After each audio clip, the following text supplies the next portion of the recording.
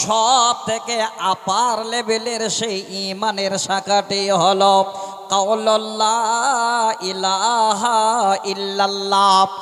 লা ইলাহা ইল্লাল্লাহ বলাটাই হলো সব থেকে ইমানের আপার লেভেলের সেই যেন সিফাত কিংবা ইমানের শাখা। আল্লাহর নবী বলছেন লা ইলাহা ইল্লাল্লাহ বলা হলো ইমানের সব থেকে আপার লেভেলের শাখা। তাহলে আমরা জেনে নিলাম, পেয়ে গেলাম লা ইলাহা ইল্লাল্লাহ আপার লেভেলের শাখা, যার অর্থ হলো আল্লাহ ছাড়া কোনো ইলাহা নেই। এখানে আমরা এক নম্বরে পেয়ে গেলাম। সব থেকে নিচে ইমানের শাখাটি নবী বলেন ওয়া আদনাহা ইমাতাতুল আযা আনিত তারিক, রাস্তা থেকে কষ্টদায়ক বস্তুকে সরিয়ে দেওয়া, এটা হলো ইমানের সব থেকে নিম্নে মানের শাখা। কত দামি কথা। আপনি রাস্তা দিয়ে যাচ্ছেন, যেতে যেতে দেখছেন একটা গিটির টুকরো রাস্তায় পড়ে আছে, আপনি যদি সরিয়ে দেন, এই আপনার সব থেকে ইমানের নিম্নে মানের শাখা হলো এটাই। যদি একটা কাঁটাও পড়ে থাকে সরিয়ে দিন, তারপরেও যেন ইমানের শাখা এটাই। এবার শেষ সময় আল্লাহ রসুল বলছে ওয়াল হায়াউ শু'বাতুম মিনাল ঈমান, লজ্জা হলো, এই হায়া হলো ঈমানের অঙ্গ, এই লজ্জা হলো আমাদের ঈমানের অঙ্গ। এই কথাটা মাথায় রাখবেন। আমার যেটা বিষয়, এতক্ষণ ধরে 5টি হাদিস শোনালাম, আর শেষ শব্দটা বললাম, লজ্জা হলো ঈমানের অঙ্গ। যার লজ্জা নেই তার ঈমান নেই, যে বেলজ্জা তার ঈমান একদম নাকেজ হয়ে গেছে। এই কথাটাই আপনাদের ইনশাআল্লাহ আমি এবার আলোচনা করব। আর লজ্জা কত বড় দামি তার কথাটা আপনাদের সামনে ইনশাআল্লাহ আমি তুলে দেব। আমার মায়েরা, চলার জীবনটা আপনার কেমন হবে ভাই, আপনাদের আমাদের জীবনটা চলার কেমন হবে, আমাদের লজ্জা আছে কিনা, মায়েদের লজ্জা আছে কিনা, আমরা কেমন লজ্জা করব, মায়েরা কেমন লজ্জা করবে, আমি একটা একটা করে আপনাদের উদাহরণ দিচ্ছি, শোনেন। সোজা রাস্তায় চলে আসেন। এবার এতক্ষণ ধরে 5টি হাদিস শোনালাম, একটা কথা বুঝাবার জন্য, সেটা হলো লজ্জা। এবার লজ্জা হলো ঈমানের অঙ্গ। এই লজ্জাটাকে আপনাদের সামনে তুলে দিচ্ছি। আমার মনে হয় সবাই জানেন না। যারা জানেন আশা করি আলহামদুলিল্লাহ পড়বেন, বাদ বাকি অনেক ভাই জানেন না। এই লজ্জা হলো 2 প্রকার। লজ্জা 2 প্রকার। এগুলো আলোচনা সব জায়গায় হয় না, সব মঞ্চেও আলোচনা করা হয় না।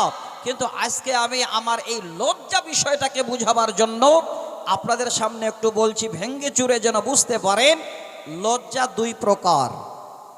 একটা হলো ফিতরি হায়া, প্রকাশ্য লজ্জা, আর একটা হলো ঈমানি হায়া, ঈমানি লজ্জা। এই লজ্জার 2 প্রকার। আমার মা, আপনারাও ভালো করে শুনবেন, বাবা আপনারাও ভালো করে শুনবেন। এবার এই দুটো জিনিসকে আমি আপনাদের উদাহরণ দিচ্ছি, বেশি নয়, কোরআন এবং হাদিস দিয়ে, ছোট ছোট করে 2টো আয়াত আর 2টো হাদিস দিয়ে শুনবেন একটু মন দিয়ে। আবার বলবে ওই মাইকটা দোকানে আছে, বলে দিলে হয় না? আচ্ছা মা বোন, আবার আপনাদের আগে আসতে বলছেন, তো একটু সামনের দিকে না হলে না আসলেও একটু রাস্তাটা ফাঁকা করেন, আসতে দেন, ওনাদের দেন। ঠান্ডার দিন তো, আর বোধ লোকজন হবে না, বেশ বসে যান। গতবারে তো ভরে গিয়েছিল, আরও ভালো লাগছিল। তবে আমি আপনাদের বলছি, যারাই এসেছেন আপনারাই খালি একটু বসে শুনবেন। লোক বেশি লাগে না গো, অল্প লোক যদি যদি মন ভরে শোনে, জীবনে পরিবর্তন, জীবনের একটা আমলের জারিয়া করে নিতে পারেন, তাতেই কামিয়াব। তবে মায়েদের বলবো, আপনাদের বিষয়ে যেন মাইকার কোনো কথা না বলতে হয়। আসলে 2বার বলা হয়ে গেল, তারপরেও বলছে একটু বলেন, জায়গা নেই, অথচ সামনে জায়গা পড়ে আছে। আচ্ছা ভাই বলেন তো, আজকে এটা জালসা না হয়ে যদি মেলা হতো, মায়েদের আসতে বলতে হতো আগে? বলতে হতো না। এই জন্যে আলোচনাটা করছি আজকে আমি, লজ্জা। একটু ধৈর্য ধরেন, আমি কবিতা শোনাবো আপনাদের, উদাহরণ দেব। তাহলে লজ্জা দুই প্রকার, একটা প্রকাশ্য লজ্জা আর একটা ইমানি লজ্জা। প্রকাশ্য লজ্জা কেমন? সকলের লজ্জা আছে, ছোট বাচ্চারও লজ্জা আছে। এবার বলেন মাওলানা, ছোট বাচ্চার আবার কিসের লজ্জা? দেখেন উদাহরণটা দিচ্ছি। মনে করেন আপনার ছোট একটা ছেলে, 1-1.5 বছর বয়স, এই রাস্তার ধারে গরমে ঠান্ডার টাইমে এখন দুপুর বেলায় 1 বালতি পানি নিয়ে এসে গা গোসল দিচ্ছেন, রৌদ্র বেরিয়েছে তার জন্য। ওই মুহূর্তে আপনি ভাবছেন বাচ্চাটাকে গোসল গাও দিতে গেলে জামাটা খুলতে হবে, গঞ্জিটা খুলতে হবে, সব খুলে দিলেন, পানি ঢালবেন। আর ওই টাইমে বাবা আপনি ভাবছেন ছোট বাচ্চা তো 1-1.5 বছর বয়স, যদি প্যান্টটা খুলে দিই তাহলে আরও তাড়াতাড়ি গোসল গাও দেওয়া হবে। আর ওই মুহূর্তে গ্রামের 2-4টা বাচ্চা বা গ্রামের 2টা লোক এসে ওখানে দাঁড়িয়ে গেছে। দেখবেন ওই বাচ্চার প্যান্টটা যখন আপনি খুলতে যাবেন, ওই লোকগুলোকে বা বাচ্চাগুলোকে দেখে ওই বাচ্চাটার প্যান্টটা খুলতে দেবে না, উপরে টেনে ধরবে। কেন বলুন তো? লজ্জা। কেমন লজ্জা? বাবা নিচে প্যান্ট টানছে, খুলবে, গা গোসল দেবে। আর ওই ছোট বাচ্চাটা ভাবছে যদি প্যান্টটা আমার বাবা খুলে দেয় তো আমাকে তারা দেখবে, বড় লজ্জা পাবো। হে ভাই আমার, প্রথমে আপনাদের ছোট্ট একটা বাচ্চাকে দিয়ে উদাহরণ দিলাম। একটা ছোট বাচ্চা, তারও লজ্জা আছে। বাবা এবার পেন খুলতে যায়, বাচ্চাটা লোক দেখে খুলতে দেয় না, উপরে টেনে ধরে। তাহলে লজ্জা সকলের আছে। এবার কোরআনের উদ্ধৃতি দিয়ে আপনাদের লজ্জা প্রকাশ্যে কেমন হয়। আল্লাহর কোরআন আমি পড়েছিলাম, সূরাটির নাম সূরা আল আরাফ, 33 নম্বর আয়াত পড়েছিলাম, এখনো তর্জমা হয়নি। তার আগে 22 নম্বর আয়াত একটা আবারও শোনায়। হে মা আমার, যারা এখানে কোরআন পড়তে জানেন ভালো করে দেখবেন, যদি আপনার ঘরে বাংলা কোরআন থাকে, সূরাটির নাম সূরা আল আরাফ, 7 নম্বর সূরার 22 নম্বর আয়াত। আল্লাহ পাক রব্বুল আলামিন এই আয়াতে আমাদের প্রকাশ্য লজ্জা কেমন হয় সেটা দেখাতে চাইলেন। আপনারা জানেন পৃথিবীর বুকে যিনি প্রথম মানুষ এসেছিলেন, তিনার নাম হলো আবুল বাশার। জানেন না প্রথম মানুষের নাম? আবুল বাশার মানে চিন্তায় পড়ে গেলেন যে গ্রামের আবুল বাশার না। আবুল বাশার এই জন্য বলা হয়, আব মানে হলো বাবা, বাশার মানে হলো মানুষ, মানুষের বাবা। পৃথিবীর যিনি প্রথম মানুষ এসেছিলেন, একটু চোখ দুলাল গ্রামের মানুষ বলুন তো চট করে সেই লোকটার নাম কি? প্রথম মানুষ জানেন না? একটু কথা বললে ভালো হয়। হযরত আদম আলাইহিস সালাম। দেখেন আমি কেন উদাহরণটা দিচ্ছি, লজ্জা প্রকাশ্য কাকে বলে, এই আয়াতটাকে আপনাদের সামনে তুলে দিচ্ছি, এত কাজে দেবে। আপনার আল্লাহ যদি হেদায়েত করেন তো ইনশাল্লাহ পরিবর্তন এসে যাবে। হযরত আদম আলাইহিস সালামকে আল্লাহ বানিয়ে জান্নাতে রাখলেন, একাই ভালো লাগ না, এবার বাম পাঁজরের হাড় দিয়ে তিনার সঙ্গিনীকে হাওয়া আলাইহিস সালামকে বানালেন। এবার হাওয়া আলাইহিস সালাম তিনিও জান্নাতে, 2 জনে আছেন। এবার আল্লাহর তরফ থেকে এবার সুন্দর করে সুসংবাদ কি বললেন, পুরো ঘটনা শোনাচ্ছে না, মেন পয়েন্ট। আল্লাহ বলেন, আদম ওরে হাওয়া, আমার জান্নাত আমি পুরোটাই তোমাদের জন্য দিলাম। এই জান্নাতে তোমরা ঘুরো, তোমরা আনন্দ করো, তোমরা খাও, তোমরা ফুর্তি করো। হে আদম, এই জান্নাতের সব কিছু তোমাদের জন্য ফ্রি। আমি আল্লাহ তোমাদের ছোট্ট একটা শুধু নিষেধ করছি, এটা আমরা সবাই জানি।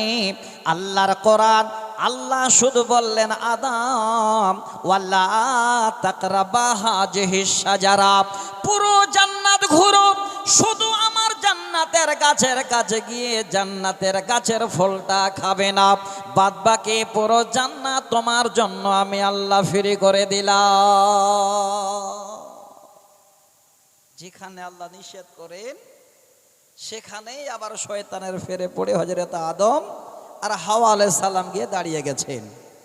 জানা কথা বলছি, উদাহরণটা দিচ্ছি আপনাদের। এবার জান্নাতের গাছের কাছে গিয়ে ফল তুলে যখনই খেয়ে নিল, আল্লাহ নারাজ হয়ে গেলেন। আল্লাহ বলছেন, আদম, এই কথা আমার অমান্য করার কারণে আমি আমার জান্নাতের নেয়ামত প্রথমে তোমাদের কাছ থেকে ছিনিয়ে নিচ্ছি। হে মা, ভালো করে শুনেন, আপনাদের বলছি রে মা, এই গাছের ফল খাবার কারণে এবার আদম আর হাওয়া আলাইহিস সালাম দুইজনের কাছ থেকে জান্নাতের পোশাকগুলো আল্লাহ এবার খুলে নিলেন। তাদের গায়ে কোনো রকমের আর পোশাক রাখলেন না। দুইজনে জান্নাতের ভিতরে এবার উলঙ্গ হয়ে গেল। আল্লাহর কোরআন, আল্লাহ পাক বলেন, ফালাম্মা যাকাশ শাজারাতা বাদাত লাহুমা সাওআতুহুমা ওয়া তাফিকা ইয়াখসিফানি আলাইহিমা মিন ওয়ারাকিল জান্নাহ। আল্লাহ বলেন, ফালাম্মা যাকাশ শাজারাতা, যখনই তারা জান্নাতের গাছের ফুল খেয়ে নিল, বাদাত লাহুমা সাওয়াতুহুমা ওয়া তাফিকা, আমি আল্লাহ ওই দুইজনের জান্নাতের পোশাকগুলো দেহ থেকে খুলে নিলাম, শরীর থেকে ছিনিয়ে নিলাম, দুইজনে উলঙ্গ হয়ে গেল। মা আমার লজ্জা কাকে বলে দেখেন আল্লাহর কোরআনের উদাহরণ। এবার এক অপরের দিকে আর তাকাতে পারে না, দুইজন জান্নাতি ছাড়ার জান্নাতে কোনো মানুষ নাই। এত লজ্জা পেয়েছি আল্লাহর কাছে বলে, আল্লাহ লজ্জা কেমন করে এবার আমরা নিবারণ করব। আল্লাহ বলছেন, ইয়াকসিফানি আলাইহিমা মিন ওয়ারাকিল জান্নাহ, এবার তারা জান্নাতের গাছের কাছে গিয়ে ওই পাতাগুলো টেনে টেনে এবার তারা নিজের লজ্জাস্থানকে ঢাকায়। দেখেন এত লজ্জিত হলেন, এমন তাদের লজ্জা হলো যে আল্লাহ দুইজন মানুষ জান্নাতে, আদম আর হাওয়া, আমরা দুইজনে, কিন্তু এত লজ্জা পেয়েছে কোথায় কাপড় পাবো, জান্নাতের গাছের পাতা টেনে নিয়ে এসে এবার তারা লজ্জাস্থান ঢাকাচ্ছে। ছোট ছোট পাতা দিয়ে লজ্জাস্থান ঢাকাচ্ছে। আর বর্তমানে 12 হাতের শাড়ি পরার পরও মায়েরা লজ্জা ঢাকাতে পারে না।